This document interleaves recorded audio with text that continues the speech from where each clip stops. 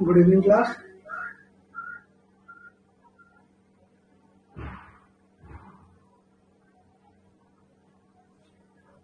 चलिए, 4 दिन का ऑफ था सबका। पढ़ाई वढ़ाई करी सबने, नहीं करी? आईपीसी एविडेंस रिवाइज करा?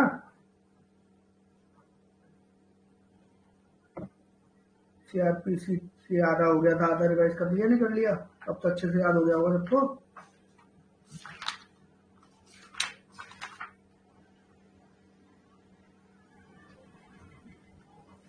चलो ठीक है ना, थोड़ा थोड़ा हुआ है, कोई बात नहीं, पूरा पूरा कर लिया।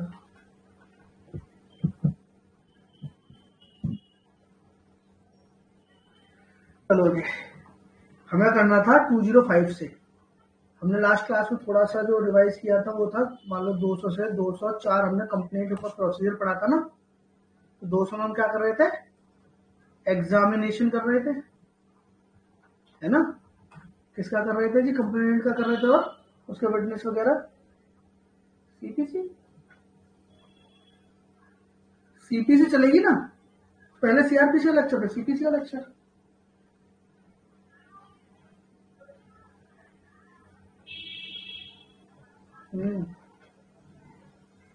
तो 200 में हम क्या कर रहे थे? एग्जामिनेशन कर रहे थे, है ना? विटनेस का कर रहे थे, कंप्लेंट का कर रहे थे, ठीक है? सबके साइन ले रहे थे, मजिस्ट्रेट भी साइन कर रहा था। अगर मेक ओवर हुआ है केस का तो उसको दोबारा से एग्जामिन करने की जरूरत नहीं थी, है ना? किसी पब्लिक सर्वेंट ने अगर राइटिंग में दी है कंप्लेंट तो उसे एग्जामिन करने की जरूरत नहीं थी। 203 में अगर उसे 200 के बाद उसे लगता है कि यार इसमें कुछ भी नहीं है तो क्या करता? 203 में डिसमिस कर देता। और 200 के बाद उसे लगता है कि इसमें है कुछ, बुलाना चाहिए एक्यूज्ड को, तो 204 में इशू प्रोसेस कर देगा वो। और अगर इशू प्रोसेस से पहले उसके मन में कोई डाउट है कि ये वाला मुझे स्टेप लेना चाहिए नहीं लेना चाहिए, इशू ऑफ प्रोसेस करूं नहीं करूं, तो क्या करता? 202 में एक इन्वेस्टिगेशन करा लेगा, या फिर अपने आप खुद एक इंक्वायरी कर लेगा, है ना? ये दो काम कर लेगा। तो 202 बीच में उससे काम करता। ये हमने कंप्लेंट का प्रोसीजर पढ़ा, ठीक है? इसके बाद आ गया था हमारा 205 से शुरू करते हैं। देखो 205 और ये इसके साथ एक और पढ़ो आप 317, इन दोनों को हमेशा साथ पढ़ो। 205 देखो क्या कहता है। कई बार क्या मतलब, वैसे देखिए हर तारीख पे जब भी उसकी हियरिंग है तो एक्यूज का काम है कोर्ट पहुंचना, प्रेजेंट होना, है ना? कोर्ट के सामने प्रेजेंट होना। बट कभी कभी कुछ सिचुएशंस में कोर्ट उसे छूट दे सकता है अपने आप प्रेजेंट होने से। तो वो 205 317 कहता है कि अगर आप डिस्पेंस जो कोर्ट कर देगा, छूट दे देगा जो उसको, वो 205 में 317 में है। तो यहां से कभी पूछ देता क्वेश्चन, ठीक है ना? एक बार देख लेते हैं। देखो 205 क्या कह रहा है? कह रहा है when ever a magistrate issues a summons, तो मान लो कि सम्मन केस की बात कर रहे हैं ना, सम्मन भेजे मजिस्ट्रेट ने, he may if he sees reason to do so dispense with the personal attendance of the accused. तो उसकी पर्सनल अटेंडेंस को क्या करेगा? डिस्पेंस कर देगा। तो भैया कोई बात नहीं आ पा रहे, चलो, या फिर मान लो कोई भी वजह उसे लगती हो, बहुत ज्यादा बीमार रहता है, बहुत बूढ़ा है, कहीं मान लो बाहर चला गया, कुछ भी कोई ऐसी वजह रही हो, या बता आएगा तो परेशान करेगा, तो क्या करेगा? ठीक है, आप अपने प्लीडर से आ जाओ, अपने वकील के थ्रू आ जाओ, है ना? तो ये तो ठीक है। 205 का समझ में आता, बहुत सिंपल सी बात कह रहा बुला रहे हैं, कभी कभी लगता है चलो ठीक है पर्सनल उतनी है, डिस्पेंस करते हो। But the magistrate inquiring into trying the case may in his discretion at any stage of proceeding direct the personal attendance of the accused if necessary, enforce such attendance in the matter। तो वो तो बात सही कह रहा है, आगे तो कुछ बड़ी बात भी नहीं कह रहा, पीटी पर्पज से इंपॉर्टेंट नहीं है। कह रहा है जब जरूरत पड़े तो कह सकता है कि भैया आओ कोर्ट में आओ। तो सही बात है ना, छुट्टी ही तो दे रहा है, मन करेगा तो बुला भी लेगा। तो 205 में पकड़ने लगे बात क्या है कि डिस्पेंस का जो प्रोविजन है पर्सनल अटेंडेंस है, वो कहां पर है? वो 205 में। ये तो हो गया। अब एक बार से 317 एक बार देखो, उसमें थोड़ा सा मामला अलग मिलेगा।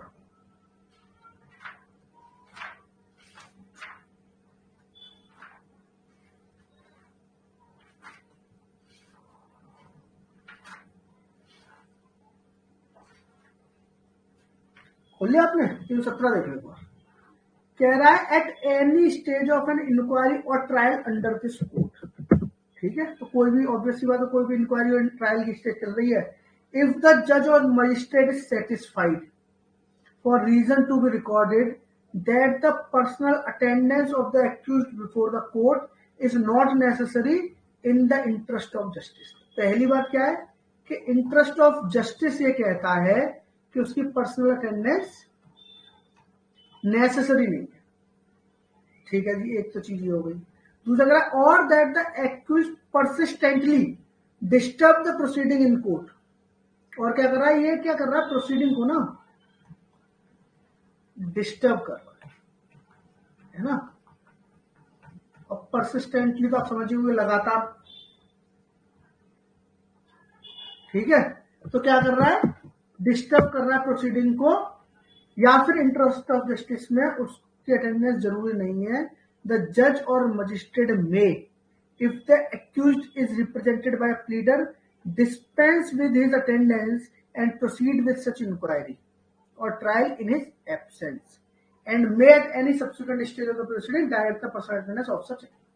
तो ये किस काम के लिए ना, मान लो कई बार कई सारे जो अपराधी होते हैं वो भी बड़ा परेशान करते हैं कोर्ट में, मतलब बीच में बोलते रहेंगे, मानेंगे नहीं, या मतलब ऐसे डराने की कोशिश करते हैं, आर्ग्यूमेंट खुद ही करने लग जाते हैं फालतू के, तो प्रोसीडिंग नहीं चलने देते। कई बार ऐसा हो जाता है।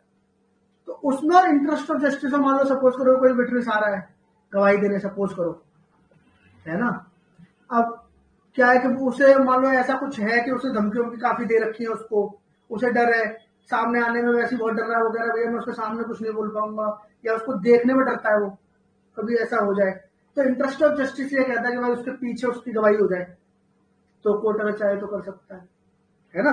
तो ऐसा कुछ सिनेरियो बनता है कि कोर्ट को लगता है कि इंटरेस्ट ऑफ जस्टिस में इसका यहाँ पर प्रेजेंट होना जरूरी नहीं है, अच्छी बात नहीं रहेगी, तो या फिर वो डिस्टर्ब कर रहा है प्रोसीडिंग।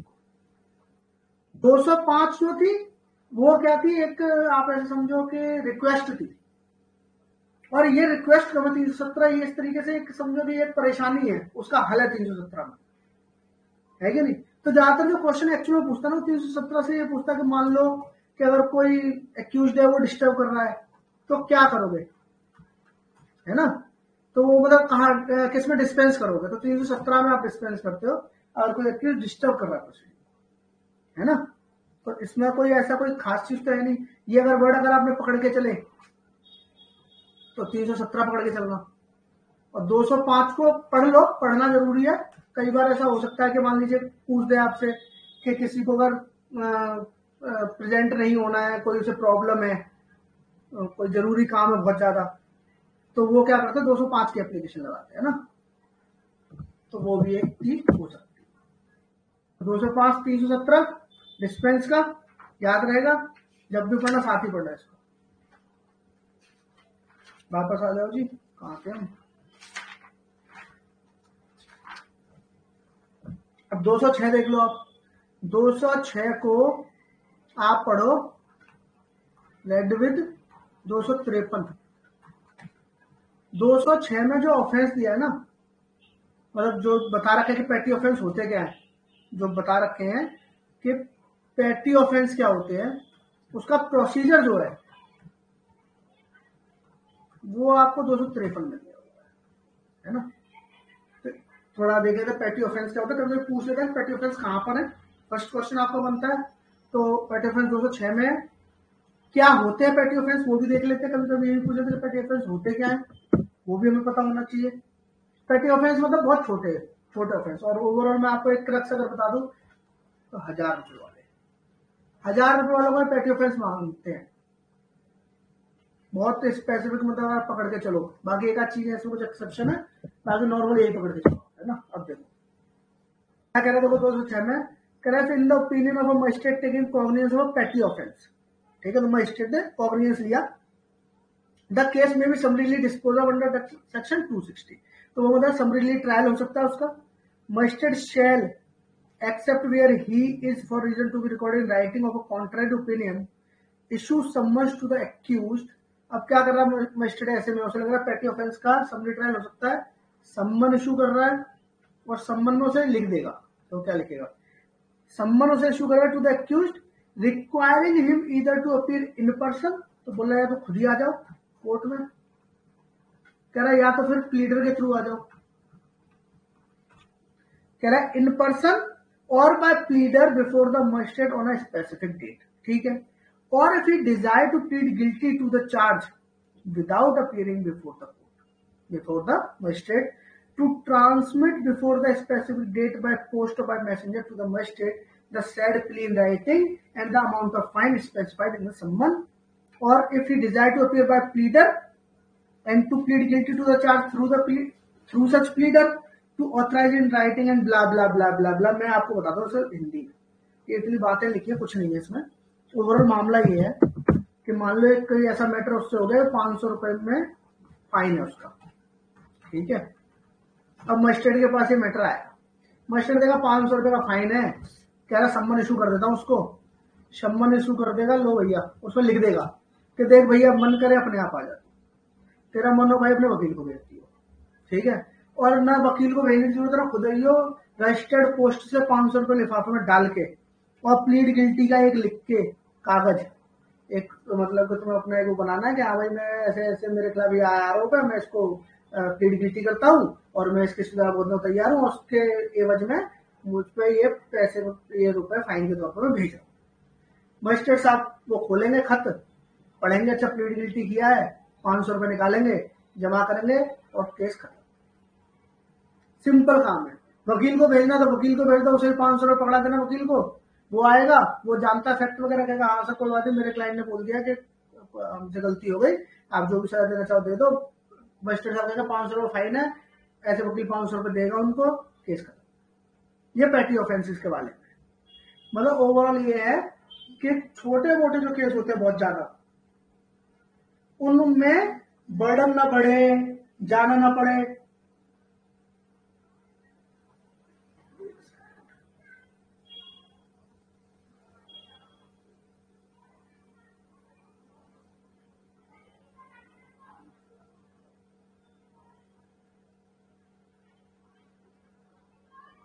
ठीक है, तो बर्डन ना बढ़े, ये काम ऐसे कैसे नहीं पड़ते हैं। तो इतना तो ये भी नहीं पूछता, एक तो जब पूछता कि पैटी ऑफेंस है का, मैं आपको बता देता, ये क्वेश्चन बनता है आपको, ऑफेंस है का 206 में, ठीक है। अब ये होते क्या, देखो क्या कह रहे हो, provided that the amount of fine specified इन सम्मन शैल नॉट एक्सीड 1000 रुपीज। कह रहा है जो सम्मन मजिस्ट्रेट साहब भेजेंगे ना, उसमें फाइन 1000 रुपए से ऊपर का न रखें, ये तो अलग बात है। अब देखो क्लॉज 2 में बता रहा है डेफिनेशन क्या है, पैटी ऑफेंस क्या है। कह रहा है for the purpose of this section petty offence means any offence punishable only with fine not exceeding 1000। Petty offence का मतलब है कि वो ऑफेंस जो सिर्फ 1000 रुपए तक के फाइन से पनिशेबल है। एक तो ये इसकी डेफिनेशन में आ गया। एक्सेप्शन और ले लो इसका, एक्सेप्शन में इसने एक चीज डाल दिया, but does not include any offence so punishable under the Motor Vehicle Act 1939 or under any other law which provides for convicting the accused person in his absence on a plea of guilt। कह रहा है कि एक तो इसमें क्या नहीं आएगा, मोटर व्हीकल एक्ट के ऑफेंस नहीं आएंगे। तो ऑब्वियस सी बात है, मोटर व्हीकल एक्ट में तो आप जानते हैं विदाउट हेलमेट फलाना ढिमकाना इतने सारे ऑफेंस होते हैं। मान लो कि उसमें हजारों, अब तो क्या दिल्ली में आप देखोगे तो बहुत ज्यादा बढ़ा दिया, ठीक है, अमेंडमेंट करके ना, इसका क्या बोलते हैं, आपको फाइन बहुत ज्यादा बढ़ा दिया है। पर पहले लगभग मैक्सिमम आपका 1000 रुपए तक में काम हो जाता था, है ना। तो कह रहा है कि हो सकता है विदाउट हेलमेट का 500 रुपए का चलाना है ना, लाइसेंस नहीं 1000 रुपए का हो, तो वो सब नहीं आएंगे इसमें। ये भी 1000 रुपए तक वाले ही हैं, मगर ये पैटी ऑफेंस में नहीं है कि नहीं। या फिर मान लो किसी और अदर लॉ में उन्होंने बोला कि प्लीड गिल्टी का ऑप्शन हो आप पे, है ना, ये भी कह रहा है, तो उसके ऑफेंस, उसके एब्सेंस में कन्विक्ट कर सकते हैं प्लीड गिल्टी पर, मगर वो भी पेटी ऑफेंस में नहीं आएगा। तो ओवरऑल मामला ये है कि मेन जो इसमें पूछने वाली बात है कि पेटी ऑफेंस 1000 रुपए तक वाले हैं, और उसमें से भी एमवी निकाल देना, मोटर व्हीकल निकाल दो, 1000 रुपए तक वाले पेटी ऑफेंस। ये क्वेश्चन आपसे पूछ लेता है, 286 क्वेश्चन पूछता है, यही पूछता है पेटी ऑफेंस कहाँ है, पेटी ऑफेंस होता क्या है, बस कुछ नहीं पूछेगा इसके अलावा। इसके बाद आप इसके साथ पढ़ लो, कभी कभी पूछ लेते 206 का जो प्रोसीजर है ना, वो कहाँ है। तो प्रोसीजर मैंने जैसे आपको बताया 253 में प्रोसीजर है ना। तो सम्मन ट्रायल जो है आपका, वो 251 से शुरू होता है आपका, और सम्मन ट्रायल में इसका 253 में प्रोसीजर दिया हुआ कि 206 वाले को कैसे करा जाएगा। बता तो वही रखा था, ज्यादा कुछ है नहीं ना। वो प्लीड गिल्टी वाला मान लो आपने भेज दिया, वो खत अपना खत खोलेगा, उसको रिकॉर्ड करेगा प्लीड गिल्टी को, पैसे जमा करेगा, काम खत्म हो गया। यही तो करेगा और क्या करेगा। देख लो 253 में क्या कह रहा है, कह रहा where someone has been issued under section 206 and the accused desire to plead guilty to the charge without appearing before the magistrate. He shall transmit to the magistrate by post of message a letter containing his plea and also the amount of fine. तो मैंने आपको बता ही दिया था, पैसे वैसे और एक लेटर अपना प्लीड गिल्टी का भेज देगा, और फिर क्या कह रहा है, कन्विक्ट कर देगा 253 उसी पे, उसी लेटर पे कन्विक्ट कर देगा, है ना। On his plea of guilt and sentence him to pay the fine specified in the summons and the amount जो उसे भेजा उसे एडजस्ट कर देगा फाइन में, है ना। और क्या है, shall record the plea as really as possible in the words used by convict type and such plea and sentence him as aforesaid. 253 में कुछ भी खास नहीं है, जो मैंने कहानी 206 में आपको सुनाई थी वही 253 में लिखी है कि लेटर पढ़ेगा और उसे कन्विक्ट करके और जो पैसे भेजे उसे एडजस्ट कर देगा, काम खत्म होगा उसका, है कि नहीं। आसान काम है ना। मगर ये पूछ देता आपसे कभी कभी एक जो क्वेश्चन यहाँ से पूछता है 206 का प्रोसीजर है कहाँ पे, तो याद रखना 206 का प्रोसीजर 253 में, यही जो इसमें क्वेश्चन 253 से बनता हुआ ये। तो जैसे आप 205 को 317 के साथ पढ़ रहे थे, तो 206 को 253 के साथ आप पढ़ो, और वहीं पर क्या करा करो, लिख लिया करो। जो सेक्शन में ऐसे कभी पढ़ा करो वहीं लिख लो, उसी सेक्शन के बगल में कच्चा 317 205 पे लिख दिया, 206 पे लिख दिया 253। जब भी ये पढ़ोगे तो हमेशा पहले जाके वो पढ़ना साथ में।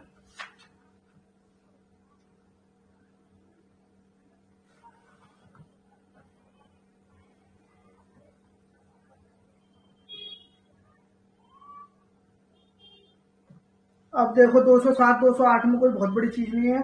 207 208 देख लो, 207 और 208। 207 कहता है कि पुलिस रिपोर्ट पे अगर फाइल हुआ है तो डॉक्यूमेंट वगैरह देने हैं। आपने सुना होगा कोई ट्रायल वगैरह कभी आपने अगर देखा हो किसी का भी, तो क्या होता है, जैसे मान लो कि पुलिस रिपोर्ट फाइल हुई है ना, चार्जशीट जमा हुई, चार्जशीट के बाद जब मैटर जज के साथ कॉग्निजेंस जज ने लिया और एक्यूज से पेश होता है, तो पहली तारीख पे जज का काम सबसे पहला ये होता है कि उसको कुछ डॉक्यूमेंट, जैसे कि चार्जशीट हो गई, है ना, चार्जशीट हो गई, एफआईआर की कॉपी हो गई, ऐसे 161 के बयान, ये सब, ये दो चार जो चीजें होती हैं वो सब दिए जाए। भाई अगर उसे मिलेंगे नहीं डॉक्यूमेंट तो डिफेंस कैसे करेगा। तो पुलिस रिपोर्ट पे हो गया, और अदरवाइज पुलिस रिपोर्ट पे आता है वो 208 में आता है, सिंपल सी बात है। तो यहाँ से एक्चुअली में क्वेश्चन बनता तो इतना, खैर 208 इंपॉर्टेंट भी नहीं आपके लिए, पर कभी कोई ऐसे पूछ देता है कि अगर पुलिस रिपोर्ट पे फाइल हुई है तो डॉक्यूमेंट कहाँ दिए जाएंगे, तो इतना का सेक्शन पता है आपको कि 207 में दिए जाएंगे डॉक्यूमेंट, मोर देन इनफ है आपके लिए। अंदर से कभी घुस के कभी उसे कुछ पूछना नहीं है आपसे, ठीक है ना। और अदरवाइज उस पे है, अदरवाइज पुलिस रिपोर्ट पे तो कहा तो 208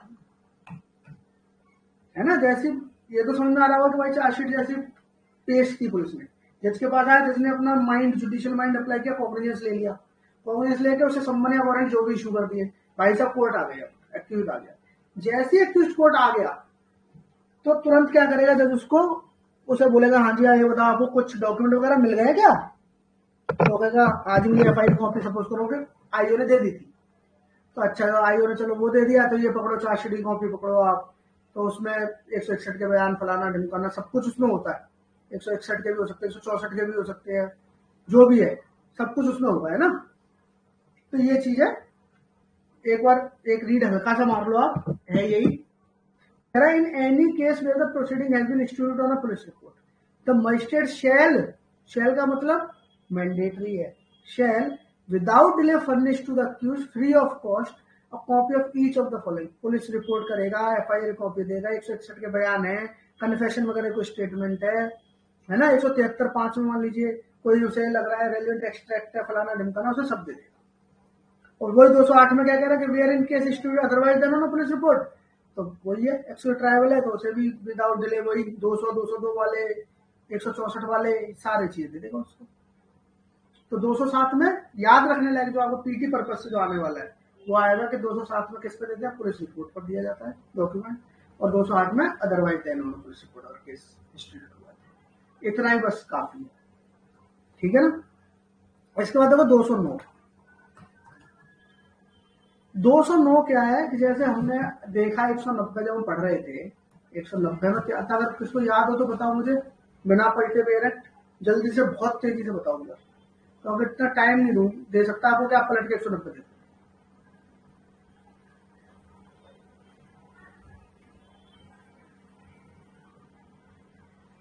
कोई इच्छुक है, किसी के दिमाग में कोई घंटी वंटी बज रही है कि नहीं बज रही 190 देख के? हाँ, कॉग्निजेंस ऑफेंस का है ना, तो मतलब उसमें ये होता है कौन कॉग्निजेंस ले सकता है और किस पर लेगा। तो उसमें हमने पढ़ा कि फिर फर्स्ट क्लास मजिस्ट्रेट कॉग्निजेंस लेता है, ठीक है। तो अब फर्स्ट क्लास लेता है, कोर्ट ऑफ सेशन कभी कॉग्निजेंस लेता नहीं है, और कॉमन सेंस की बात है तो मर्डर भी हो जाएगा अगर, तो कॉग्निजेंस कौन लेगा? First class magistrate. और बाद में क्या करेगा, उसको कमिट करेगा, है कि नहीं, उसको क्या करेगा, कमिट करेगा। तो देखो 209 पढ़ने के लिए ना, 209 में तो बताया है कि क्या क्या करेगा जब कमिट करेगा, जब मैटर को कमिट करेगा तो क्या क्या करेगा। 323 में देखो कमिट कर रहा है वो, एक बार 323 के साथ देखो पहले, तो आपको थोड़ा अंदाजा होगा। देखो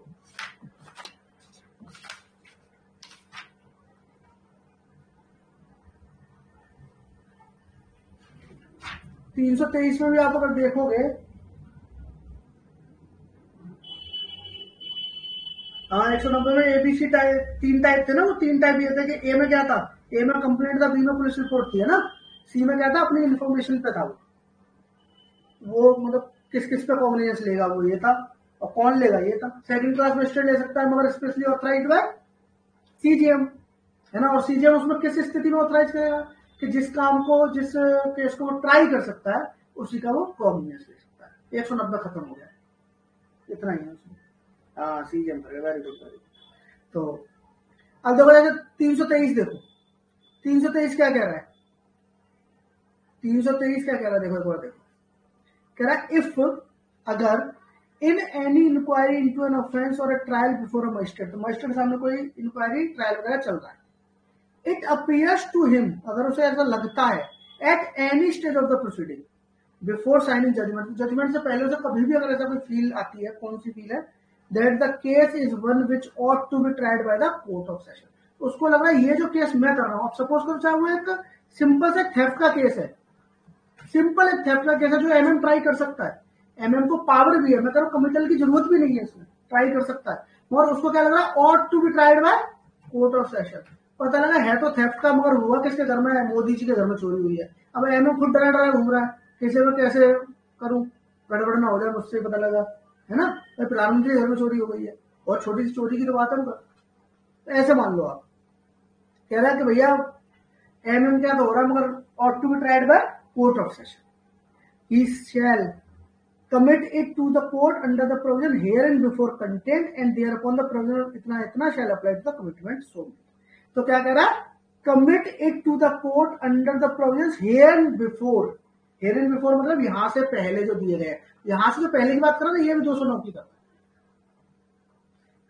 herein before मतलब कि ये 323 से पहले जो एक प्रोविजन कोई ऐसा दिया हुआ है, वो प्रोविजन भी 209 है।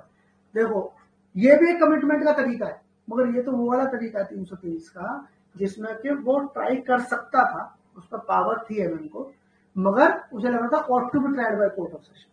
मगर मान लो मर्डर है, रेप है, डकैती है, ये तो मैंडेटरी है ना कि कोर्ट ऑफ सेशन इसको ट्राई करेगा, एमएम कर ही नहीं सकता। अब एमएम ने लिया एक मर्डर का कॉग्निजेंस, उसको क्या करना है जी, उसे करना है कमिटल। तो कमिटल, अब सवाल ये उठता है कि कमिटल का पावर एंड कमिटल का प्रोसीजर कहां दिया है, ये कभी कभी पूछ देते हैं, ये क्वेश्चन भी पूछ लेते हैं कि कमिटल का पावर एंड प्रोसीजर कहां दिया, तो ये याद रखना, कमिटल का पावर एंड प्रोसीजर दिया 209, 209 ही पावर देता है कमिट करने की, और प्रोसीजर भी 209 बताता है।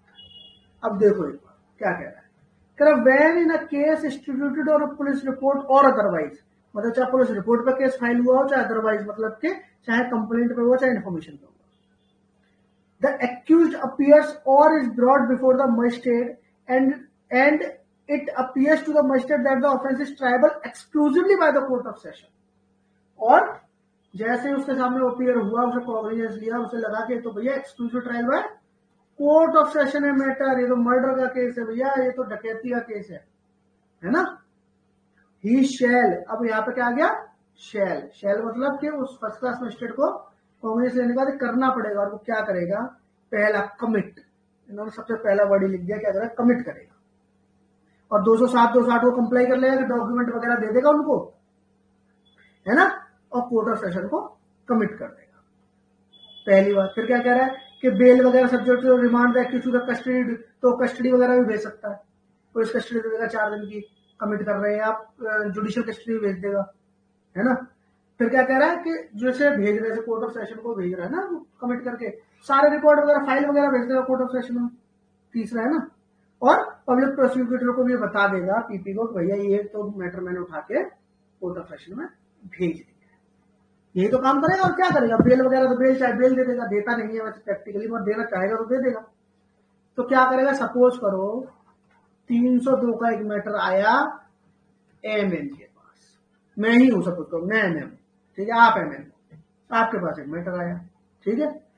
तो आपने को जैसे ही पता लगा ये तो exclusive trial by court of session है ना, तो आपने क्या करा, सीधे तुरंत उसे 207 208 करके, मतलब कि जो भी डॉक्यूमेंट देने दे के मैटर को कमिट कर दिया कोर्ट ऑफ सेशन को, है ना। रिमांड वगैरह देनी थी, रिमांड दे दी, और सब डॉक्यूमेंट वगैरह पूरा रिकॉर्ड उठा के भेज दिया, और पीपी को नोटिफाई करती, बस खत्म। यही तो करोगे, और क्या करोगे आप, खुद ही सोचोगे आपको कमिट करना हो तो आप क्या करोगे भाई, मैं कमिट कर दूंगा, वहां लिख दूंगा, हाँ जी ऐसे ऐसे मैटर ऐसे ऐसे है, मेरे पास पावर नहीं है, इसे ट्राई कोर्ट ऑफ सेशन करो, जो भी लिखते होंगे उस फाइल में उठा के भेज देंगे, मैंने कॉग्निजेंस ले लिया है, जो भी लिखते होंगे सारा रिकॉर्ड भेज देते हैं कोर्ट ऑफ सेशन में, खत्म काम, है ना। ये हो गया। तो 209 में कभी कभी अगर ये पूछते, सपोज करो, देखो जो 209 में लिखा है वो तो आप पढ़ लोगे कि भाई एक्सक्लूसिव ट्रायल है, कमिट करना है, ये तो चलो 190 से ही पढ़ते आ रहे हो आप, अब तक तो याद भी हो गया कि चक्कर क्या है। मगर ये पूछ दे कि 209 में दिया क्या है, तो याद रखना कमिटल की पावर भी दी है और प्रोसीजर भी दिया है। तो अगर वो पूछ दे सिर्फ पावर दी है या सिर्फ प्रोसीजर दिया है, समझ रहे हो, नहीं, दोनों चीज इसी में, प्रोसीजर भी है और पावर भी है, ठीक है। 323 क्या था, 323 जो था उसमें क्या था कि एमएम के पास वो मैटर जो चल रहा है ना बेचारे के पास, उसे लग रहा है कि कोर्ट ऑफ सेशन इसको ट्राई करे, ये उसकी फीलिंग है, उसे लग रहा है मैटर थोड़ा कॉम्प्लेक्स है, बड़ा ही हाई प्रोफाइल है, ऐसे मान लो आप, जैसे मर्जी समझ लो, तो लग रहा है मैं इसे ट्राई नहीं कर पाऊंगा, या फिर ये अगर कोर्ट ऑफ सेशन ट्राई करेगा तो ज्यादा बेहतर रहेगा, मेरा एक्चुअली उसे लगे भाई कि मैं छोटा मजिस्ट्रेट इतना नहीं समझ पा रहा हूँ चीजों को, कोर्ट ऑफ सेशन ज्यादा अच्छे से इसको ट्राई कर सकता है, तो वो कोर्ट ऑफ सेशन मिल जाएगा। 323 क्या बात, 323 325 काफी कुछ आएगा, है ना। 209 कोई इशू, 209 में चलो 210 देखो, 210 मेंस के एक क्वेश्चन बना था 210 से, पीटी का भी बनता है, पीटी का भी बनता है क्वेश्चन। देखो क्या कह रहा है, ये बड़ा ही अच्छी सी चीज बता रहा है, कह रहा है सपोज करो ऐसा हो जाए है कि एक मैटर चल रहा है साकेत, ठीक है, एक मैटर चल रहा है साकेत में, तो यहाँ पर साकेत वाले एमएम ने उसका कॉग्निजेंस ले लिया और मैटर चालू हो गया उसके, ठीक है। और एक मैटर पता लग रहा है कहीं और भी चल रहा है, ठीक है। अब क्या करेगा कि यार ये क्या हो गया, तो ऐसी स्थिति में अगर एक मैटर के बारे में 2 जगह प्रोसीडिंग हो रही है तो क्या करा जाएगा, ये बताता है 210।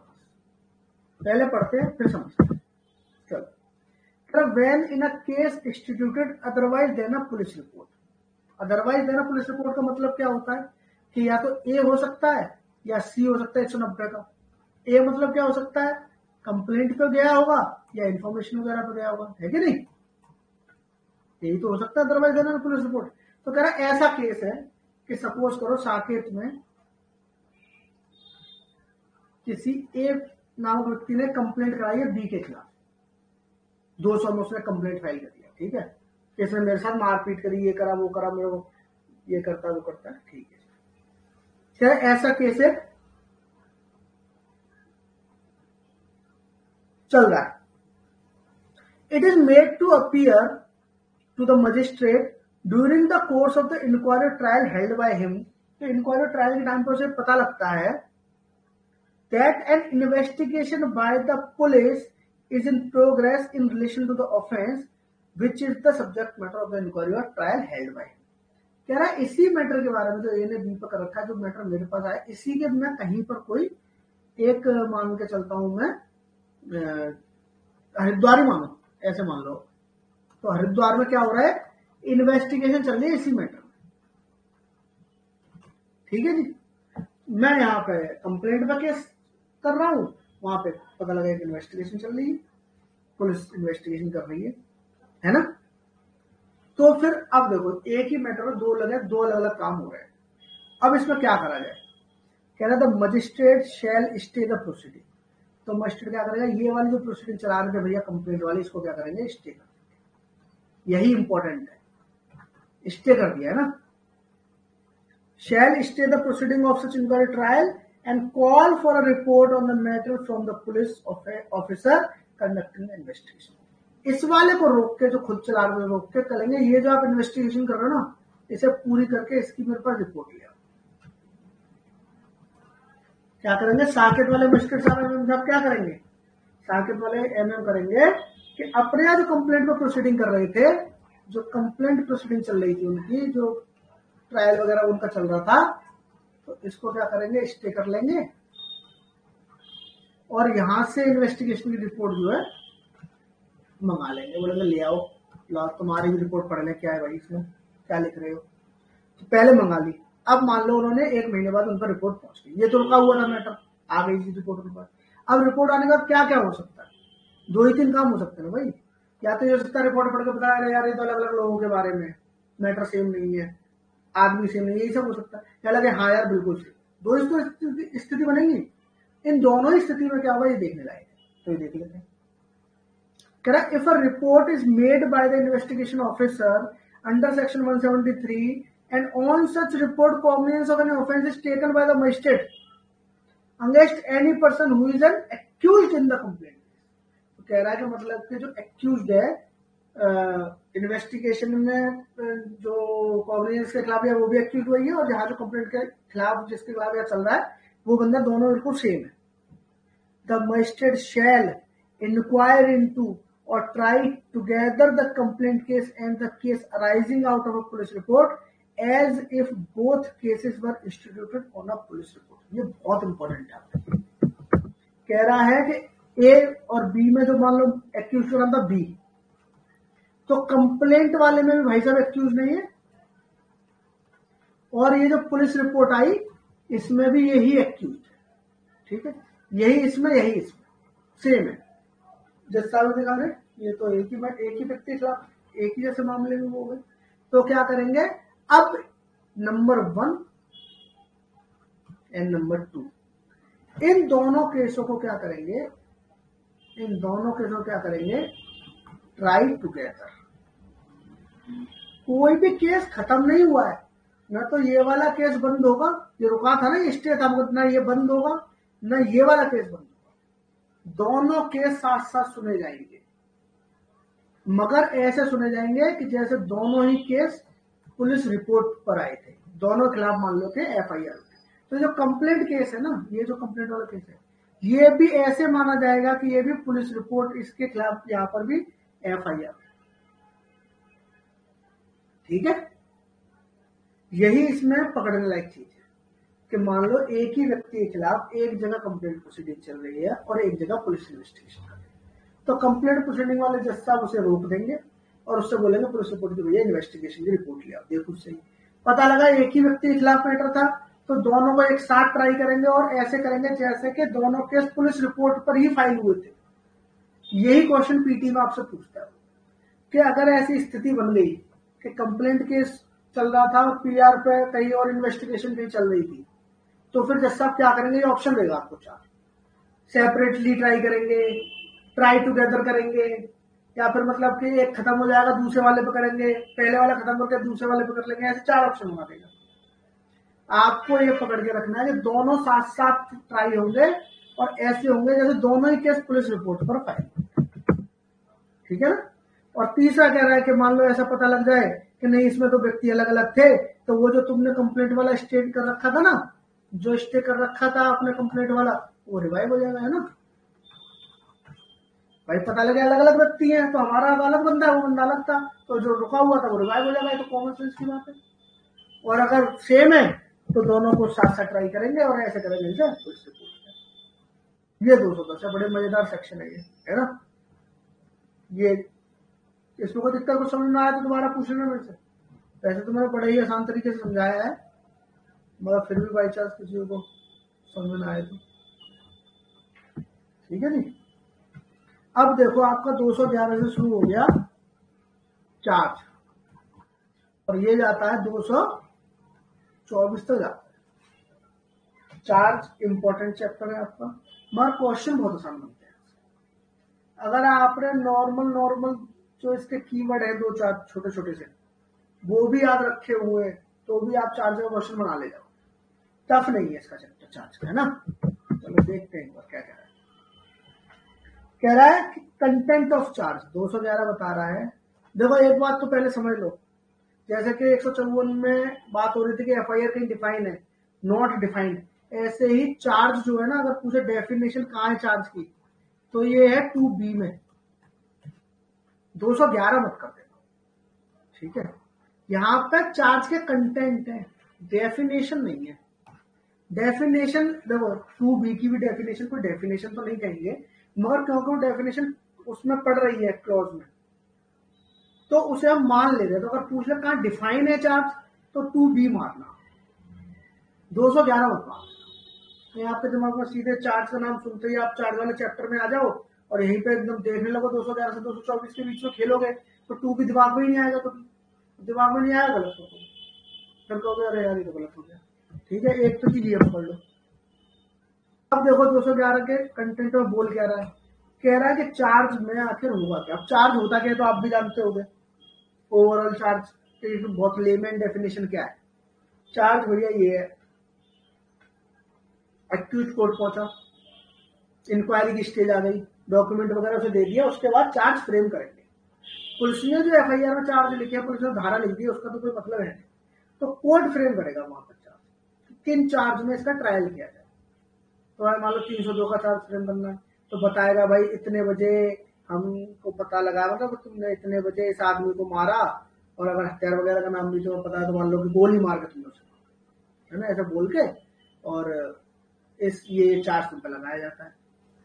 तुम्हें पढ़ाया गया, सुनाया गया, फलाना ढमकाना कर करा के और उसका साइन वाइन करा लेंगे चार्ज के। ये चार्ज फ्रेमिंग का है। वहां पे बहस भी होती है क्या चार्ज ये बनता है नहीं बनता, ये एडवोकेट वगैरह बताएंगे और वो अलग बात।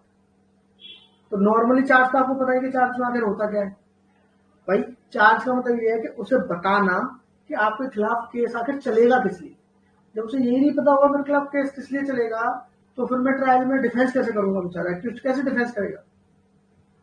तो अब वो बताने में ही 211 में बता रहा है कि उसमें क्या क्या कंटेंट ऐसे होने चाहिए जिससे उसे पता लग जाए।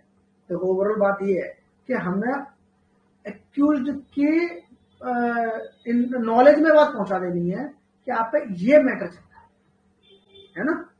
देखो जरा क्या कह रहा है। कह रहा है every charge under this code shall state the offence with which the accused is charged. Offence, तो ऑफेंस जैसे मान लो कि मर्डर है ना, एवरी चार्ज क्या बताएगा, ऑफेंस बताएगा। ये इंपॉर्टेंट है, पीटी में तो नहीं पूछता, मैं बात कर रहा हूं। दूसरा क्या करे कि अगर लॉ ने कोई नाम दिया है तो फिर नेम से काम हो जाएगा। मतलब नाम यही हो गया ना, मर्डर वगैरह नाम दिया है, कल्चरल होमिसाइड एक नाम दिया है, थेफ्ट एक नाम है, तो ये नाम वगैरह लिख दो। सेक्शन दिया है, सेक्शन लिख दो, देखो ये बताएगा। कोई नाम नहीं दिया है तो उतनी डेफिनेशन लिख दो, इससे पता लग जाए, नोटिस एक्यूज को नोटिस मिल जाए कि इस पर कौन सा मामला चल रहा है। Law and section of the law लिख दो, है ना। तो ये तो सब क्या इंपॉर्टेंट नहीं है, सब चीजें तो आप समझ रहे हो उसमें क्या क्या लिखा जाता है, क्या क्या लिखना जरूरी है। इंपॉर्टेंट इसका जो 6 देखो आप, यहाँ से कभी कभी बहुत मतलब मिनिमम 5% चांस है कि यहाँ से बनाता होगी, charge shall B return in the language of court. कभी कभी पूछ दिया कि चार्ज लिखा किस लैंग्वेज में जाएगा, लैंग्वेज ऑफ कोर्ट हो जाएगा। तो ये है कि मतलब जज साहब को इंग्लिश आती तो इंग्लिश में नहीं लिखा जाएगा, एक्यूज को मराठी आती तो मराठी में नहीं लिखा जाएगा, जो कोर्ट की लैंग्वेज है। दिल्ली में इंग्लिश है, यूपी में, यूके में शायद हिंदी होगी तो हिंदी में, है ना। चार्ज किस लैंग्वेज में लिखा जाता है, कोर्ट की लैंग्वेज। ये एक तो बात पकड़ लो आप, ये जो यहाँ से बनता है बता रहा हूँ। और तो इसमें से क्या 211 में कुछ नहीं बनता, ये कभी ये भी नहीं पूछता कंटेंट ऑफ चार्ज का, ये भी नहीं पूछता वैसे तो। और इतना कभी नहीं पूछता कि चार्ज किस लैंग्वेज में लिखा है। अब क्या कह रहा था, 212 और 213 क्या कह रहे हैं, 212 और 213 कह रहे हैं कि अगर इससे भी पता ना लगे, 211 वाले जो कंटेंट वगैरह हैं उससे भी उसको पता ना लगे तो क्या लिखेंगे। देखो कह रहा है the charge shall contain such particulars as to the time and place of the alleged offence and the person against whom or the thing in respect of which it was committed as are reasonably sufficient to give the accurate notice of the matter with which he is charge. तो overall बात ये है आपसे, जैसे 212 पूछता है कि time और प्लेस चार्ज में लिखे जाएंगे कहां दिया है, ये पूछता आपसे बिल्कुल, है ना। टाइम प्लेस ऐसे पर्सन, जैसे उसका मेन ध्यान टाइम और प्लेस पर रहता है। तो ये 212 में दिया, इतना ही पूछता आपसे 212 कि टाइम और प्लेस चार्ज में लिखा जाएगा, ये कहां दिया है, 212 में दिया है ना। तो आप बताओगे कि सुबह 10 बजे आपने फलानी जगह पर ऐसा किया, या फलाने व्यक्ति के खिलाफ किया, या आपने ये चोरी करी तो उसमें ये सामान आपने वहां से मोटरसाइकिल चुराई, है ना, तो वो चीज का नाम आपने बता दिया। रात के 8:30 बजे आपने मनोज ढाबे पे ऐसे मतलब कोई भी एक जगह पकड़ लो, ठीक है। और दूसरा जो कह रहा है वो क्या कह रहा है, देखो क्या कह रहा है दूसरा, when the accused is charged with criminal breach of trust or dishonest misappropriation of money or other movable property, तो ग्रॉस सम, देखो ये इंपॉर्टेंट है,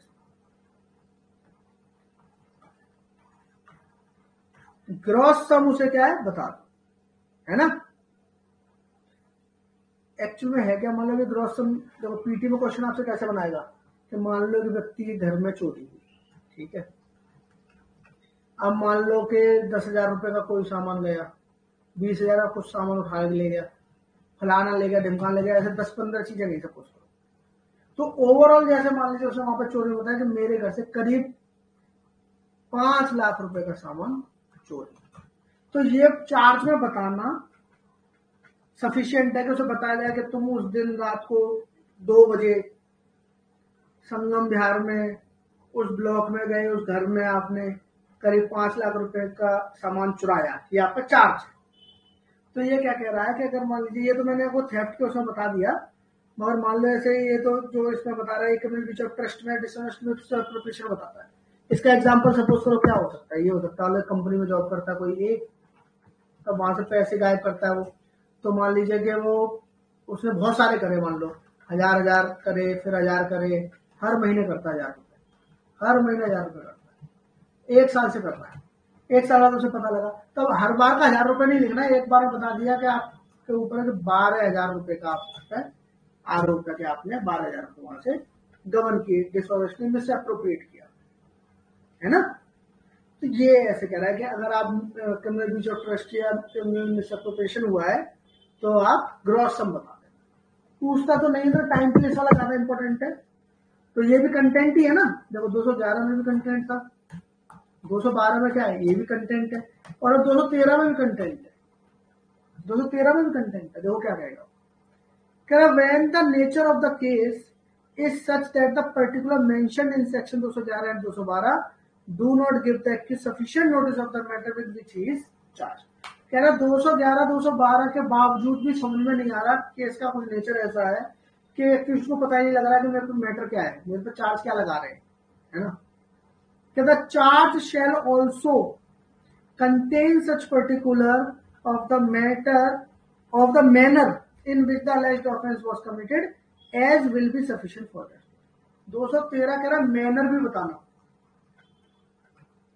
ये है इसका कीवर्ड, वो ऑफेंस कैसे हुआ था वो भी 213 बताएगा, अगर 211 212 से भी पता नहीं लग रहा है।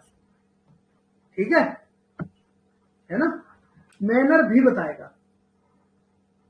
ठीक है। इसका देखो मैं आपको, अगर आप मतलब मान लो इसका एक एग्जांपल है, कभी कभी एग्जांपल पूछ भी देता है। डी एग्जांपल देखो आप इसका, ये कभी कभी पूछ देता है। देखो A is accused of obstructing B a public servant. A पे आरोपी है कि उसने पब्लिक सर्वेंट को ऑब्स्ट्रक्ट किया है in the discharge of his public function, है ना, at a given time and place. तो उस पर आरोप है कि आपने इस तारीख को इतने बजे यहाँ पर पब्लिक ऑफिसर को ड्यूटी वगैरह डिस्चार्ज करने में आपने ऑब्स्ट्रक्ट कर। ठीक है। The charge must set out the manner in which A obstructed be in the discharge of his function. तो कह रहा है कि चार्ज ये जरूर बताएगा किस मैनर में ऑब्स्ट्रक्ट किया, कि भाई उसको मान लो धक्का दिया या मान लो घर में घुसने से रोक दिया, क्या किया ऐसा ऑब्स्ट्रक्ट करने के लिए। ऑब्स्ट्रक्ट किया से समझ में नहीं आ रहा ना, क्या किया तो ऑब्स्ट्रक्ट करने के लिए, ये भी चार्ज बताएगा। तो ये कभी कभी एग्जाम्पल ये वाला पूछता है डी वाला। तो मान लीजिए कि मान लो थेफ्ट वगैरह के ऊपर एग्जाम्पल उसको बोल रहा है जरूरत नहीं है उसको, है ना, तो उसका मैनर बताने की जरूरत नहीं है थेफ्ट का। मगर ये वाला एक पब्लिक सर्वेंट वाला ऐसे पूछ देता उठाकर और बोलेगा कि इसमें मैनर बताने की जरूरत है। तो 211 में चार्ज की लैंग्वेज क्या होगी, लॉ का नाम क्या होगा, ऐसा होगा। 212 में क्या आएगा, टाइम एंड प्लेस आ जाएगा, है ना, और 213 में क्या आएगा, मैनर आ जाएगा। है तीनों कंटेंट की बात कर रहे हैं। उसमें भी ज्यादा इंपॉर्टेंट आपको होगा 213 ज्यादा इंपॉर्टेंट होगा। मैनर वाला क्वेश्चन ये पूछ लेता है कि मैनर कहाँ दिया होगा। 214 नॉट इंपॉर्टेंट, 215 नॉट इंपॉर्टेंट। मन करे 215 अगर देखना चाहो तो वैसे बता देता हूं मैं आपको, बहुत सिंपल। कह रहा है चार्ज में एरर है अगर कोई, है ना, कह रहा है चार्ज को लिखते टाइम कोर्ट से गलती हो जाती है तो क्या करा जाएगा। तो वही सिंपल सी बात है कि जब तक भैया मिसलीड नहीं होगा और फेलियर ऑफ जस्टिस, एक ही वर्ड पढ़ के चलो, उसमें मेन तो जो है वो है कि फेलियर ऑफ जस्टिस। अगर जस्टिस हो रहा है तो कोई दिक्कत नहीं, अगर जस्टिस फेल हो रहा है तो फिर 215 में चार्ज मतलब कि दोबारा से आपको फ्रेम करना पड़ेगा। एक बार 215 आपको दिखा लेता हूँ। और इसका एग्जाम्पल है, एक एग्जाम्पल डी है और एक एग्जाम्पल ई है। ये दोनों एग्जाम्पल पूरे चार्ज के चैप्टर में one of the most important examples में से तो बहुत अच्छे से पढ़ना। थोड़ा कंफ्यूजन है इसलिए बोल रहा हूँ।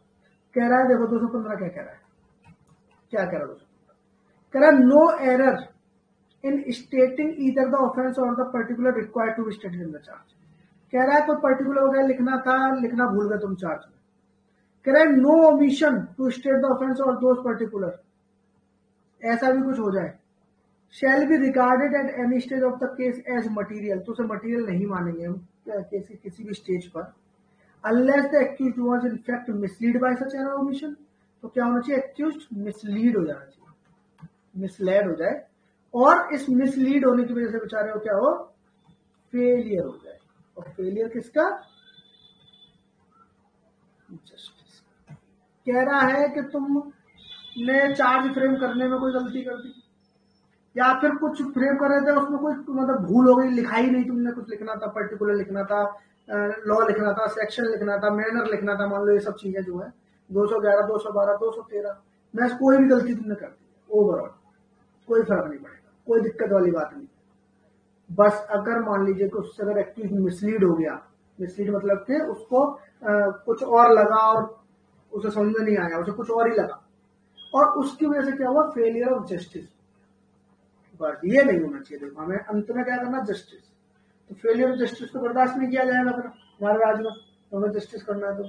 तो कोर्ट तो अंत क्या कह देगा, तो भाई भाई बस बस बस, अब तो मैं जस्टिस दे के रहूंगा, दोबारा चार्ज फ्रेम करो, है ना। इसका एग्जाम्पल दे दो आप, डी है, डी और ई इंपॉर्टेंट है, नाम भी याद रखना। यू के यू उठा के पूछेगा आपसे एग्जाम्पल। कह रहा है A is charge with the murder of Khuda Baksh. देखो ए जो है इसमें ये बेचारा एक्यूज, ठीक है, इसका चार्ज ये है कि इसने, अरे ए पे ये चार्ज है कि इसने खुदा बख्श का मर्डर किया है 21 जनवरी, ठीक है, 21 जेड, ठीक है, याद करना, डेट को पकड़ के रखना मतलब। तो ए पे चार्ज है कि इसने खुदा बख्श को 21 जनवरी को मारा, ठीक है। In fact the murdered person name was Haider Baksh. अब एक्चुअल में जिसका मर्डर हुआ है, जो मरा है, उसका नाम है हैदर, और ए के चार्ज में लिखा गया कि जो मरा उसका नाम लिखा खुदा बख्श, ठीक है। And the date of the murder was 20। अब देखो, मरा भी जब था वो तो 20 जनवरी को मरा था। सच्चाई ये है, एक्चुअल में सच्चाई ये है कि जो व्यक्ति मरा उसका नाम हैदर था और वो 20 तारीख को मरा था। और ए पर जब चार्ज फ्रेम करा गया तो वो ज्यादा लोग जज्बाती हो गए, उन्होंने उसका नाम वहां चार्ज में लिख दिया खुदा बख्श, और मरने की डेट ही बता दी 21 तारीख, ठीक है, कोई इशू। इतनी कहानी क्लियर। क्या कह रहा है आप देखो, ए was never charge with any murder but one, है ना, and had heard the inquiry before the magistrate, which referred exclusively to the case of Haider बख्श। क्या है, एक के ऊपर कभी जिंदगी में इससे पहले कभी किसी मर्डर केस में कोई ट्रायल इंक्वायरी वगैरह हुई नहीं थी, ठीक है। अब मान लो सपोज करो ए है और वो मान लो ए मैं आज तक कभी किसी मर्डर केस में फंसा नहीं, और मेरे ऊपर कोई इल्जाम लगे तो मुझे समझ में आ जाएगा ना, अच्छा ये जो अभी 4 दिन पहले या 8 दिन पहले जो हुआ है उस बारे में बात कर रहे हैं। सिर्फ इस वजह से कि मैंने मारा हैदर को है और उसका नाम है खुदा लिख दिया है, तो मैं मिसलीड तो नहीं इतना हो गया कि फेलियर ऑफ जस्टिस हो जाए, इतना मिसलीड तो नहीं हुआ, समझना आप। अभी बता दो, अगले वाले को जब समझोगे ना तो बिल्कुल कहानी क्लियर हो जाएगी।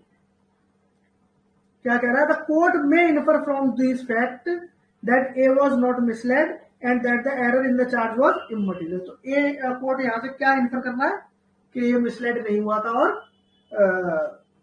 क्या बोलते हैं वो इमटेरियल, एरर इमटेरियल है, कोई फेलियर ऑफ जस्टिस नहीं हुआ। और अगला एग्जांपल देखो आप, वहां से आपको क्लियर हो जाएगी पिक्चर।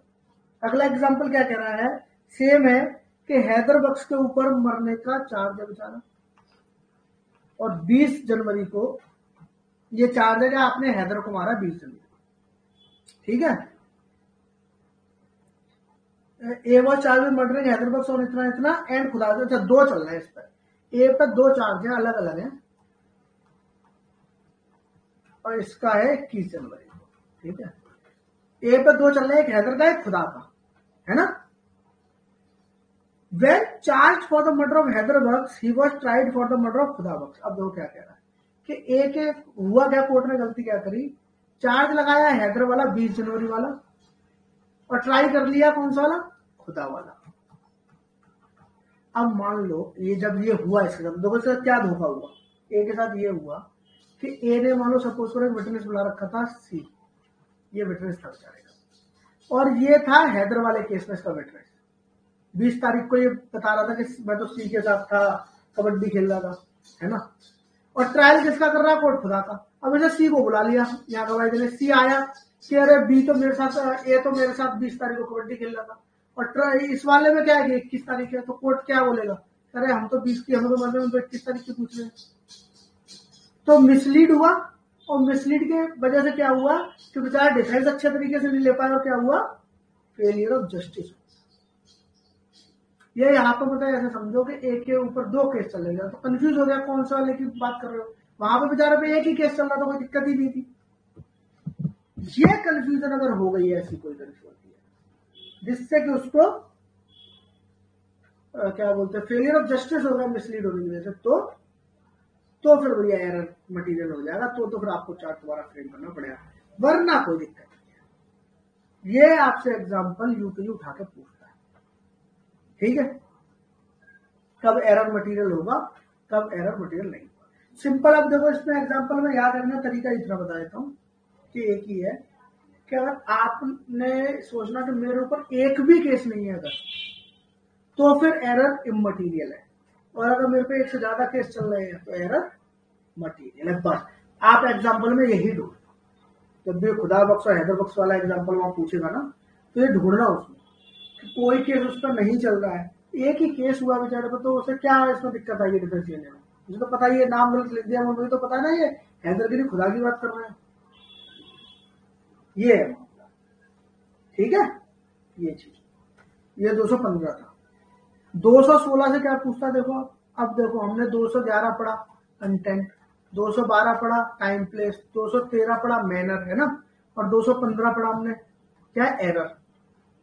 कितनी अच्छी राइमिंग आई है ना, मैनर एरर,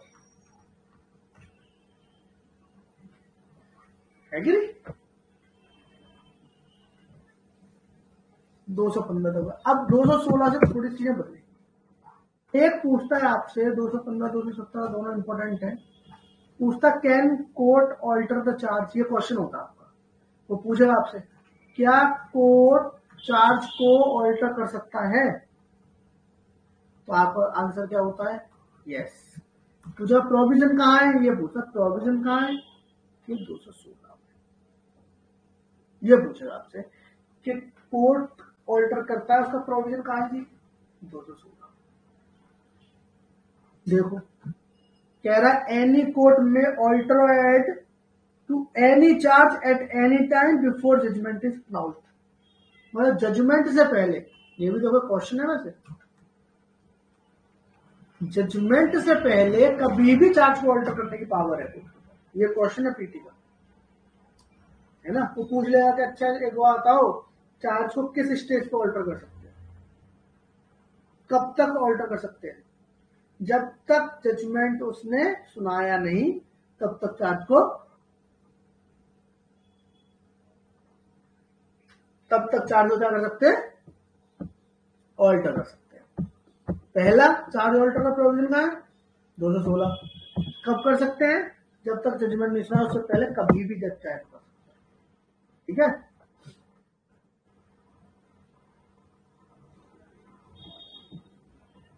इंपॉर्टेंट इसमें जो था वो यही था, 216 में जो आपसे पूछता ना, वो यही से पूछता है आपसे, मोस्ट इंपॉर्टेंट है ये। अब देखो 217 में क्या है, 216 का कनेक्टिंग है 217। अब ये सपोज करो, आप ही सोचो कि किसी जज ने चार्ज को ऑल्टर कर दिया, ऐड कर दिया, एक चार्ज और बढ़ा दिया उसको, तो एक बात, नए विटनेस भी तो फिर आएंगे या पुराने भी तो बुलाए जाएंगे, है ना। तो पहले वो चार्ज नहीं था, बंदा आया तो वही लेके चला गया, अब नया चार्ज लग गया तो पुराने विटनेस दोबारा बुलाना पड़ेगा ना उनको, है ना। तो वही 216 में अगर आप ऑल्टर कर रहे हो तो 217 में क्या कर रहे हो, रिकॉल कर रहे हो, रिकॉल ऑफ विटनेस। जो क्या कह रहा है, कह रहा whenever a charge is altered or added by the court after the commencement of the trial, the prosecutor and the accused shall be allowed, दोनों ही पार्टियों को अलाउ होगा करेंगे टू रिकॉल और रिसम्मन, है ना, recall or resummon any and examine with reference to such alteration or addition any witness. जो मैं बता रहा हूं भाई, नई चीज जोड़ी है आपने तो पुरानों को बुलाना पड़ेगा, नए विटनेस बुलाने पड़ेंगे।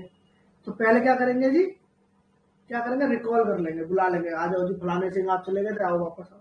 और बी क्या कह रहा है, also to call any further witness, ये हो गए आपके न्यू विटनेस हो गया, है ना। फर्दर विटनेस कौन हो गए, नए अब विटनेस, और तो चार्ज बदला है तो नए विटनेस भी आप बुला सकते। तो देखो 11 12 13 और 15 कनेक्टेड थे बाय कंटेंट मैनर एरर, ठीक है जी। 16 से ऑल्टरेशन, तो 16 में ऑल्टर, 17 में क्या कर रहा है भैया, क्योंकि मैंने ऑल्टर किया तो उसका मेरे को इफेक्ट दिख रहा है 17 में। मैं ऑल्टर करूंगा, ऐड करूंगा तो मैं नए गवाह भी बुलाऊंगा, पुराने वालों को वापस बुला के पूछताछ कर सकता हूँ, ठीक है।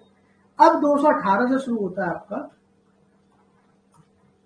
चार्ज का थोड़ा सा अलग चीज। देखो ये जनरल डिक्लेरेशन 218 में दे रहा है कि for every offence there must be क्या बोलते हैं, सेपरेट चार्ज। जनरल रूल यही है, और ये कभी कोई पूछ लेता है ऐसे कि 218 में क्या दिया है। कह रहा है कि हर ऑफेंस के लिए सेपरेट चार्ज होना चाहिए, है ना। मगर देखो आगे हम देखेंगे, अभी तो चार्ज बहुत सारे, अब इसके 218 के एक्सेप्शन मिलेंगे, वो बहुत सारे 19 20 21 ये सब एक्सेप्शन है उसके 218 के। ये जनरल रूल है। तो क्या कह रहा है, for every distinct offence of which any person is accused there shall be a separate charge and every such charge shall be tried separately. Separate charge तो करोगे चारों को ट्राई भी सेपरेट करोगे। मतलब समझो ऐसे कि मान लो ए है ये रहा ए ने क्या करा, मर्डर करा, ठीक है, और गया था थेफ्ट करने, थेफ्ट करा, मर्डर करा, 2 आदमियों को उसने सर्व फोड़ दिया, तो उनको ग्रेवियस हर्ट कर दिया, उसी एक ही ट्रांजेक्शन सब कुछ कर रहा है, ठीक है, एक लेडीज थी उसका रेप भी कर दिया, ये उसी ट्रांजेक्शन सारे काम कर रहा है, ठीक है। तो कह रहा है कि हर चार्ज का अलग अलग आप हर सेपरेट चार्ज करो, हर ऑफेंस का, और सेपरेट ट्राई करो। तो मर्डर के लिए आप अलग चार्ज बनाओगे, अलग ट्राई करोगे, एक केस नंबर 1। थेफ्ट के लिए अलग बनाओगे, अलग ट्राई करोगे, केस नंबर 2। फिर ग्रेवियस हर्ट के लिए अलग ट्राई करोगे, अलग चार्ज बनाओगे, केस नंबर 3। इसके लिए अलग बनाओगे, केस नंबर 4। इस पर 4 केस अलग अलग चलेंगे, चारों केस अलग अलग चलेंगे, ठीक है। तो ये हर रोज 1 तारीख को, 2 तारीख को, 3 तारीख को, 4 तारीख को क्या कर रहा होगा, ये तारीख कर रहा होगा। ये 218 ये बता रहा है। जनरल रूल यही है कि हर ऑफेंस का अलग एक सेपरेट चार्ज बने और उसको सेपरेट ट्राई किया जाए। मगर ऐसा आपने कोई प्रैक्टिकली तो नहीं देखा होगा भाई, एक आदमी के ऊपर एक ही उसमें केस में बहुत सारे ऑफेंस होते हैं, उनके चार्ज लगते हैं, एक साथ ट्राई भी हो रहे होते हैं। तो वो एक्सेप्शन है। जनरल रूल तो ये कहता है कि हर किसी को आप अलग अलग वो बनाइए, चार्ज बनाइए और सबको अलग अलग ट्राई करिए। तो हमने जनरल रूल पकड़ लिया 218। अब देखो उसका एक्सेप्शन 219 पकड़ के रखो। 219 बहुत इंपॉर्टेंट है, पीटी प्रोफेसर पूछता है आपसे, क्या कह रहा है कि when a person is accused of more offences, तो ये तो ऑब्वियस बात है कि अब तो जब भी हम बात करेंगे तो एक से ज्यादा ऑफेंस की बात करेंगे। When a person is accused of more offences than one of the same kind committed within the space of 12 months, कह रहा कुछ एक जैसे ऑफेंसेस 12 महीने के स्पेस में किए जाए, और 12 महीने मतलब 1 साल, 1 ईयर, 1 साल में इसने कुछ एक जैसे ऑफेंस किए हैं, तो क्या होगा देखो। From the first to the last of such offence whether in respect of the same person not, तो आदमी अलग अलग हो सकते हैं, he may be charged with and tried at one trial for any number of them not exceeding 3। ये question आपसे पूछता है, ये आपसे पूछेगा कि किसी ने एक जैसे ऑफेंस किए हैं, 12 महीने में किए हैं, तो कितने ऑफेंस के लिए उसे ट्राई कर सकते हो आप। मान लो सपोज करो 12 महीने में इन भाई साहब ने ऑफेंस किए 12, हर महीने चोरी करते थे, चोरी ऐसा ऑफेंस लेके चलते थे ना। इनका काम था कि कार चुराते थे, ठीक है, तो ये हर महीने एक कार चुराते थे, इनका तरीका था, इनका ये हर किसी कुछ कुछ अपने कुछ वो होते हैं, क्या बोलते हैं उसको, क्या बोलते हैं उसे, सबका अपना अपना पैटर्न होता है, कह लो स्टाइल कह लो, कुछ भी समझो। तो हर महीने वैसे भी 1 तारीख को एक कार चुराते, 12 महीनों में 12 कार चुराए। 219 के मुताबिक अगर किसी ने एक जैसे कुछ ऑफेंस किए हैं 12 महीने के अंदर, तो आप 3 को एक साथ ट्राई कर सकते हो, ये तो बताना। तो 3 कहाँ आ रहा है, देखो इस 12 को हम एक साथ ट्राई नहीं कर पाएंगे, तो क्या करेंगे हम, 3 को एक ट्राई करेंगे, 3 को एक करेंगे, 3 को एक करेंगे, 3 को एक करेंगे। अब इन भाई साहब का केस चलेंगे 4, क्योंकि हम 3 से ज्यादा ट्राई कर नहीं सकते, तो इनको 12 केस चलने की बजाय वैसे 218 अगर हम देखते तो 218 के अकॉर्डिंग तो 12 केस चलने चाहिए थे, पर अब इन पर केस कितने चलेंगे, 4। उसके 3 मैटर 3 केस एक में मर्ज होते चले जाएंगे, मगर 3 से ज्यादा हम कर नहीं सकते, इसलिए इन पर हमें 4 केस तो चला देते। तो 3 बहुत, मान लो इसे केस किया तो 6, तो 6 कार चुराई होती इसमें, तो फिर इस पर कितने चलते, ये 2 चलते, 3 के हम 2 बना लेते, है ना। तो 12 महीने में एक जैसे ऑफेंस ट्राई किए जा सकते हैं, मगर उनमें भी 3 ऑफेंस उसमें आप जोड़ सकते। ये उन्होंने क्या लगा दी, एक रिस्ट्रिक्शन लगा दी। ये 3 बहुत इंपॉर्टेंट है। अब एक जैसे ऑफेंस की बात क्या होती है, वही आगे बता रहा है, देखो क्या कह रहा है, तो offence are of the same kind when they are punishable with the same amount of punishment. मतलब कह रहा है कि जैसे मान लो कि चोरी में भी 3 साल की सजा होती है, और कोई और ऑफेंस है उसमें भी 3 साल की सजा है, तो सेम अमाउंट ऑफ पनिशमेंट अगर जिनमें है तो उन्हें सेम काइंड ऑफ ऑफेंस माना जाएगा, है ना, आईपीसी, है कि नहीं। तो इसमें देखो वो बता भी रहा है कि 379 है ना, और 380 है, या फिर मान लीजिए कि कोई सेम का है अटेम्प्ट है उसका कोई, तो फिर वो भी उसमें आ जाएगा। 389 380 वाले मैटर वो भी एक उसमें आ जाएंगे। तो हमसे क्या है 318 का एक्सेप्शन 319 में क्या है कि एक जैसे ऑफेंस एक साल में और बहुत स्पेसिफिक बोले तो 12 महीने में किए हैं, तो तीन मैटर को हम एक साथ करके उनका ग्रुप बना के हम ट्राई कर सकते हैं। ये 219 से पूछ लेते हैं, ठीक है। देखो अब 220 देखो, 220 क्या बता रहा है, ये 3-4 तरीके की आपको स्थिति बता रहा है किसमें क्या हो सकता है। देखो कह रहा है if in one series of act so connected together as to the form the same transaction more offence than one are committed by the same person. तो ऑब्वियसली बात है ना भाई, सेम ट्रांजेक्शन में और कुछ करा है हमने,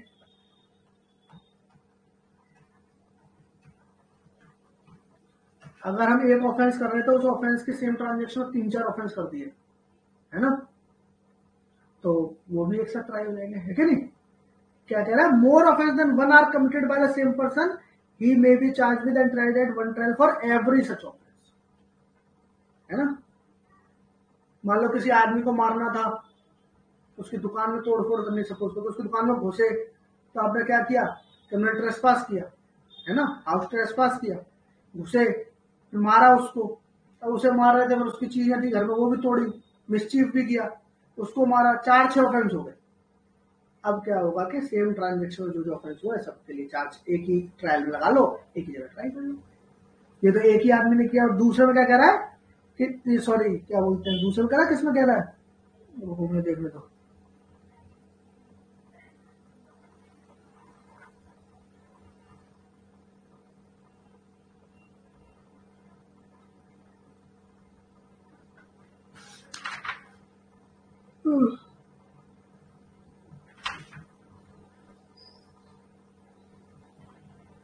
तो वो वाला मुझे नहीं दिख रहा इसमें, एक सेम ट्रांजेक्शन में अलग अलग लोगों ने, अच्छा चलो वो वहां पर आएगा, ठीक ठीक।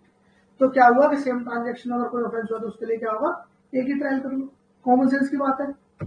220 में ऐसी चीजें पूछ रहा है, 220 221 22 ये इतने इंपॉर्टेंट नहीं है, पीटी पर्पज से आपका इंपॉर्टेंट है 213 212 215 का जो एग्जाम्पल थे वो, 216 बहुत इंपॉर्टेंट है, 217 बहुत इंपॉर्टेंट है, 219 बहुत इंपॉर्टेंट है, पीटी पर्पज से आपको बता रहा हूँ। ये सब पढ़ लो, एक एक रीडिंग मार लो कि अगर बाई चांस आ गया, वैसे तो आएगा 99%, बाई चांस अगर पूछते कहीं से कुछ उठा के बना दे, बेसिक नॉलेज तो होनी चाहिए थी।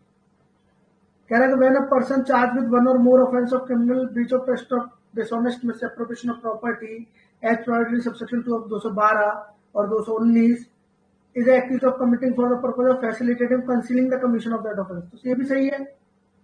और those offence one or more offence of falsification of account he may be charge with and tried at one trial for every such offence, तो वो भी ठीक है। कह रहा है क्रिमिनल मिसएप्रोप्रिएशन का डिसऑनेस्ट मिसएप्रोप्रिएशन का चार्ज उस पर लगा हुआ है और उसको फैसिलिटेट और कंसील करने का भी मान लीजिए उस पर चार्ज बनता है, तो वो भी उसके एक साथ ट्राई कर लोगे।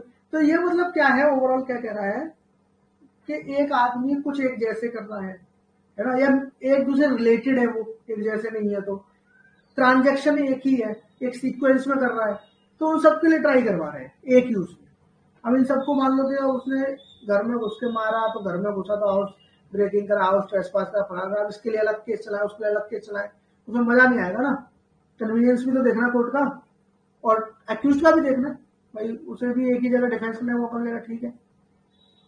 क्या कह रहे थे वो तीसरा, if the act alleged constitute an offence following within 2 or more separate definition of any law, कह रहा करा काम एक और लॉ की 2 डेफिनेशन ऑफ फॉलो कर रहा है ना।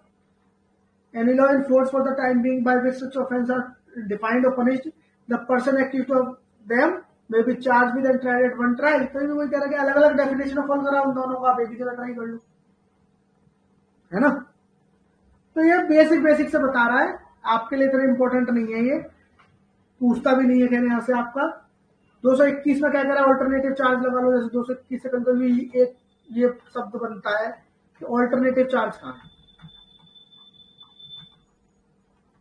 मतलब मान लो कि जज को ये नहीं पता लग पा रहा कि इस वाले का चार्ज बनता है या उस वाले का चार्ज बनता है, जज भी कंफ्यूज हो गया, क्या इसने जो काम करा है समझ में नहीं आ रहा कि इसमें बनता है कि उसमें बनता है।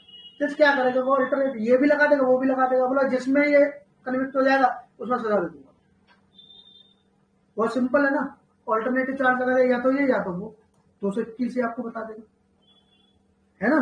देखो क्या कह रहा है कि बस सिंगल एक्ट और series of act is of such a nature, act इस तरीके का है कि it is doubtful which of several offence the fact which can be proved will costly. कह रहा है ये जो 2-4 फैक्ट हम प्रूव कर लेंगे तो ये नहीं पता लग रहा ऑफेंस कौन सा बनेगा, इससे पता ही नहीं लग रहा है। The accused may be charge with having committed all or any of such offences and any number of charge may be tried at once or he may be charge in the alternative with having committed some of one of the said offence. तो वही simple सी बात है, ये पता नहीं लग रहा है, डाउट में है जस्ट साहब, तो 221 में क्या करेंगे, ऑल्टरनेटिव चार्ज लगा लेंगे, ये भी ठीक है। 222 क्या कह रहा है, सपोज करो 222 देखो मस्त चीज बताएगा आपको, पीटी में तो ज्यादा नहीं पूछता है मगर फिर भी मान लो 222 क्या कह रहा है, बहुत चीजें कह रहा है, एक डेफिनेशन है बहुत बड़ी तो उसमें कई सारी चीजें हैं, ठीक है। अब मान लो कि हम क्या है कि मेजर तो प्रूव नहीं कर पाए, मान लो सपोज करो कि मर्डर था, ठीक है, मर्डर तो प्रूव नहीं हुआ हमसे, है ना, मगर उससे क्या कल्पेबल होमिसाइड प्रूव हो गया। अब मर्डर एक बड़ा ऑफेंस है मगर माइनर प्रूव हो गया, कुछ फैक्टर से छोटा ऑफेंस प्रूव हो गया, तो इसमें सजा दे देंगे। अरे ये तो कॉमन सेंस की बात है वैसे, अगर आप समझोगे इसको तो आपको याद नहीं करनी पड़ेगी, चीज बेसिक बेसिक है ना, कि भाई कोई मेजर उसके डेफिनेशन फॉलो कर रहा था, हम उसे तो प्रूव नहीं कर पाए, तो उसे प्रूव करते करते हमने छोटा कुछ प्रूव कर दिया, तो छोटे में सजा देते हैं, जरूरत ही नहीं हमने चार्ज लगाया नहीं लगाया था उसको। देखो 222 क्या कह रहा है, when a person is charged with an offense consisting of several particular, उस पर चार्ज लगाओ जिसमें several बहुत सारे पर्टिकुलर है, a combination of some only of which constitute a complete minor offense, तो कुछ मिलके कुछ एक माइनर ऑफेंस बनाते हैं, and such combination is proved but the remaining particular are not proved, he may be convicted of the minor offense though he was not charged with it। मान लीजिए उसका चार्ज सीधे मर्डर का ही लगाया था मगर वो जो कुछ पर्टिकुलर थे, कुछ फैक्ट थे, कुछ जो कहानी थी उतनी हमने प्रूव कर पाए, पूरी वाली हम कर नहीं पाए, जितना प्रूव कर लिया उतनी सजा। मान लिया कि हमने चार्ज नहीं लगाया था, कोई बात नहीं है। तो ये एक नॉर्मल सी मतलब कि 200 आपका क्या बोलते हैं 20, 21, 22 में कुछ नहीं है। 20 में क्या कह रहा था, सेम ट्रांजेक्शन वगैरह में हुआ है ऐसे, दोनों एक ही जगह चार्ज कर लो, एक ही जगह ट्राई कर लो। 221 कह रहा ऑल्टरनेटिव में लगा लो, डाउटफुल हो तो। 222 कह रहा है कि मेजर प्रूफ नहीं कर पा रहे, माइनर लिया उसी में कर दो कन्वर्ट, कोई इशू नहीं चाह अगर आपने चार्ज फ्री नहीं किया, है ना। इंपॉर्टेंट, और 20, 21, 22 आपका पीटी से भी इतना इंपॉर्टेंट नहीं है। 23 इंपॉर्टेंट आपका पीटी पर्पज। 23 इंपॉर्टेंट इसलिए है कि अभी तक तो हम चार्ज को एक जगह ला रहे थे और उसका ट्रायल एक साथ कर रहे थे कई सारे चार्ज को, मगर आदमी एक ही था हमेशा, आदमी हमेशा ए था, ए ही ज्यादा ऑफेंस कर रहा था, एक से ज्यादा ऑफेंस ए अगर कर रहा है। 223 कहता है कि अब एक से ज्यादा आदमी है, तो ए भी है, बी भी है, सी भी है, और इन्होंने एक साथ ऑफेंस किए हैं, 1, 2, 3 ऐसा कुछ सीन है मान लो, है ना। तो क्या कह रहा है कि इन तीनों लोगों को क्या एक जगह हम ट्राई कर सकते हैं फॉर सच ऑफेंसेस। अभी तक जो हम पढ़ रहे थे 218 से 218 में हमने पढ़ा कि भाई हर सेपरेट चार्ज का हर सेपरेट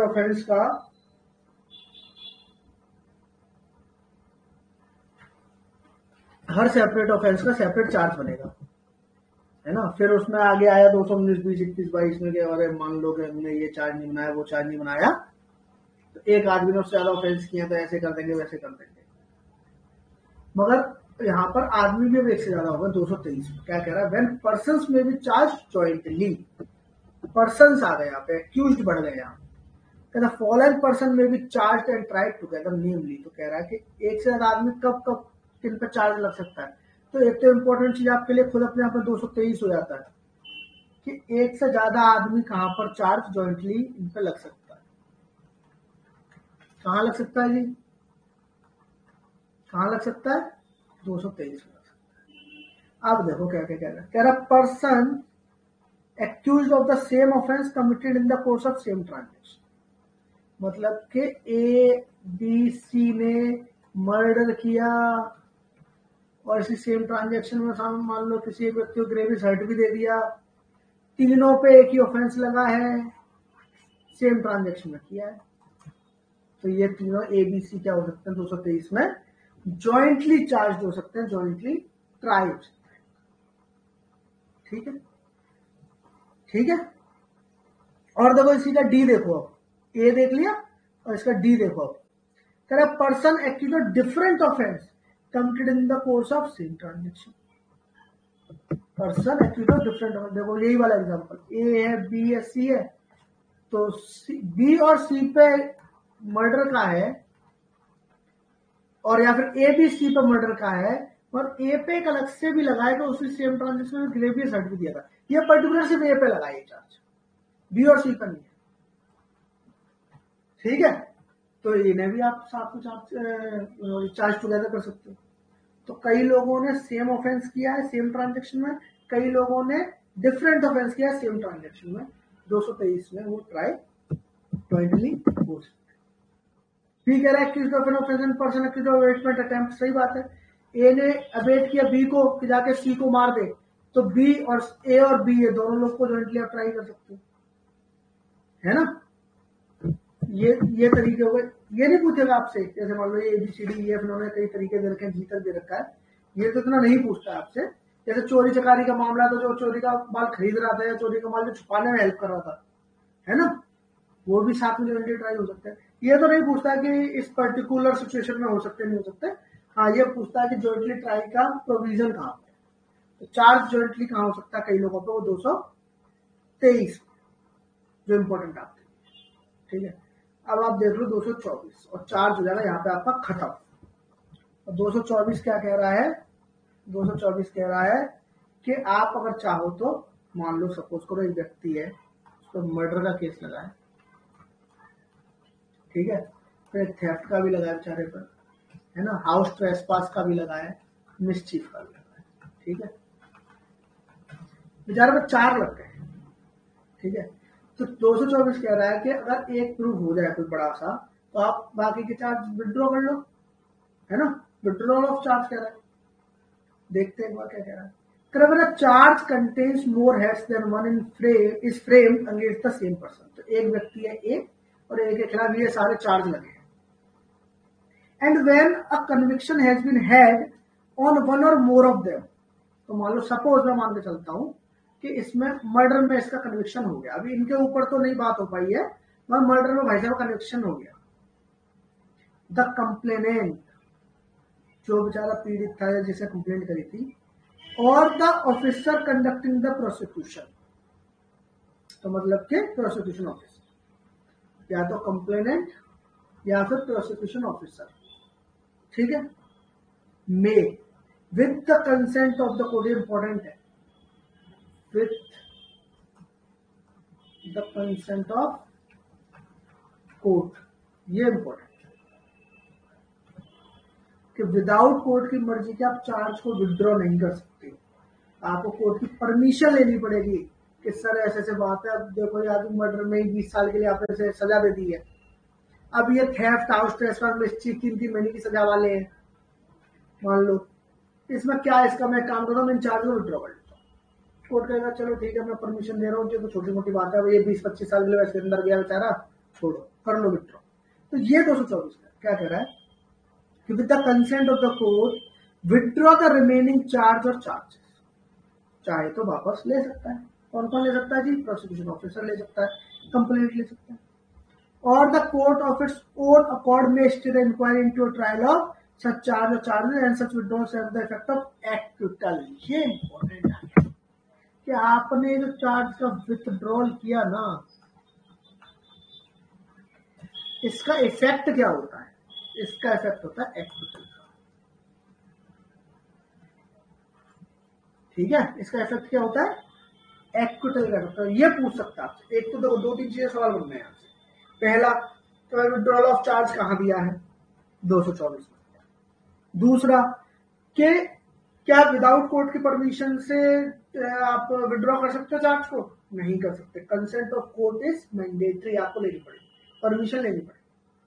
तीसरा, कि अगर मान लीजिए कुछ चार्ज को आप विड्रॉ करते हो तो उसका इफेक्ट क्या होगा, है ना भाई, चार्ज का इफेक्ट विड्रॉ करने का डिस्चार्ज भी हो सकता है, मगर नहीं, यहां पे आप चार्ज को विड्रॉ कर रहे हो और इफेक्ट क्या है, एक्विटल है उस वाले में जो चार्ज उससे विड्रॉ कर लिए, ठीक है।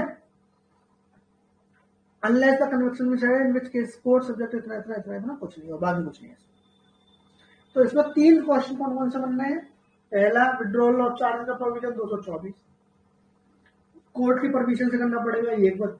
और विड्रॉल ऑफ चार्ज का इफेक्ट क्या होगा, इफेक्ट ये होगा कि उन चार्जेस में थेफ्ट का था, मिसचीफ का था, हाउस ट्रेसपास का था, इन पे माना जाएगा कि ये एक्विटल हुआ है, बरी हुआ है, दोष मुक्त हुआ है। बाकी मर्डर में सिर्फ 2 सिद्धि हुई है ना। ये चीज आप देख लो।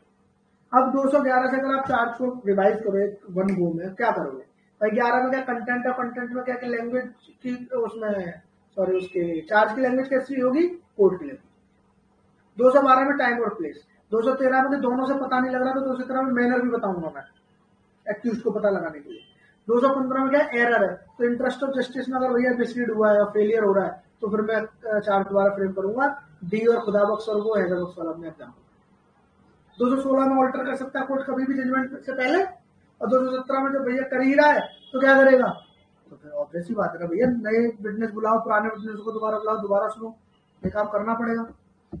218 एक जनरल डिक्लेरेशन क्या करना है कि हर सेपरेट ऑफेंस का सेपरेट चार्ज करो, सेपरेट ट्राई करो। फिर आ गया आपका एक्सेप्शन 19, 20, 21, 22। 19 कह रहा है कि 12 महीने में एक जैसे ऑफेंस अगर आपने किए हैं तो 3-3 का स्लॉट बनाएंगे, ये 3 पकड़ के रखना। 220 में क्या कह रहा है कि मान लो सेम ट्रांजेक्शन में एक से ज्यादा ऑफेंस करते हैं कि आदमी ने, ठीक है ट्राई कर लो, फलाना कर लो, ढिमकाना कर लो। 221 कह रहा है अल्टरनेट चार्ज बना लो, अगर आपको लग रहा समझ में नहीं आ रहा, डाउटफुल हो आप कि कौन सा चार्ज तो बनता है इससे। 222 कह रहा है कि मेजर प्रूफ नहीं कर पा रहे, कोई बात नहीं, माइनर प्रूफ हो गया, माइनर में कन्विक्ट करो, चाहे आपने चार्ज बनाया हो ना बनाया हो। और 223 क्या कह रहा है कि एक से ज्यादा लोगों को आप क्या करते हो, ज्वाइंटली चार्ज कर सकते हो, ज्वाइंटली ट्राई कर सकते हो। कि मान लो कि कुछ लोगों ने सेम ट्रांजेक्शन में सेम ऑफेंस किया, कुछ लोगों ने सेम ट्रांजेक्शन में डिफरेंट ऑफेंस किया, उन सब जैसी स्थितियों में चोरी करने वाला और चोरी का माल खरीदने वाला, चोरी का माल छुपाने वाला भी सब संग में ट्राई हो सकते हैं, है ना। अबेटमेंट वाला, अटेम्प्ट वाला भी जा सकता है ऑफेंस कराने वाले के साथ। और 224 क्या कह रहा है, विड्रॉल ऑफ चार्ज। तो विड्रॉल ऑफ चार्ज अगर आप चाहो किसी एक पे कन्विक्शन हो जाए तो बाकी चार्ज आप विड्रॉ कर लो, विद द परमिशन कोर्ट करना पड़ता है, और चार्ज को विड्रॉ किया तो इफेक्ट क्या होगा, एक्विटल। आसान है ना। 2 मिनट लगेंगे मुश्किल से 11 से लेकर 24 तक रिवाइज करने में, 30 मिनट तो नहीं लगी ना। ऐसे बस ऐसे रिवाइज करते चलो, कहानी बन जाएगी एक दिन पूरी आपके सामने। अब सीआरपीसी यही खत्म कर रहे हैं, कल करेंगे इसके बाद। और सीपीसी के क्लास कितने बजे से करना है, सीपीसी का क्लास करते हैं आज 9 बजे से करें, ब्रेक हम भी ले लेंगे आप भी ले लो, 9 बजे से करते हैं सीपीसी का क्लास, है ना। क्या बोलती पब्लिक, ओके सर, ओके तो ओके, चलिए ठीक है।